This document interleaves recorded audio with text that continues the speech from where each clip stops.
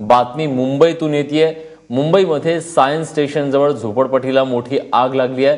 प्रेमनगर झोपडपट्टीला ही आग लागली असून अग्निशमन दलाच्या 8 गाड्या त्या ठिकाणी रवाना झाल्यात। मनश्री पाठक आपल्या प्रतिनिधी आता आपल्यासोबत आहेत। मनश्री, किती मोठी आग आहे, काय परिस्थिती आत्ताची?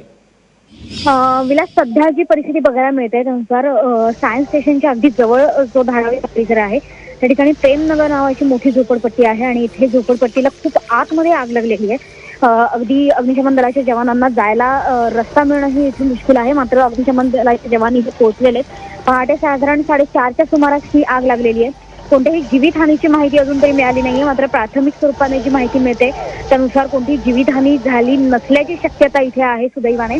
मात्र प्लास्टिकचा कचरा, कपड्यांचा कचरा हा प्रचंड असल्याने आगीवर नियंत्रण मिळवण्यात खूपच अडथळे येत आहेत। त्याचबरोबर धूर मोठ्या प्रमाणात वाढलेला आहे, त्यामुळे अग्निशमन दलाचे जवान प्रयत्नांची चर्चा करतायत की लवकरात लवकर या आगीवर नियंत्रण मिळवता येईल। धन्यवाद मनश्री, तुम्ही दिलेल्या सगळ्या सविस्तर माहितीबद्दल। या आगीच्या संदर्भातले सगळे अपडेट्स तुमच्याकडून घेत राहू।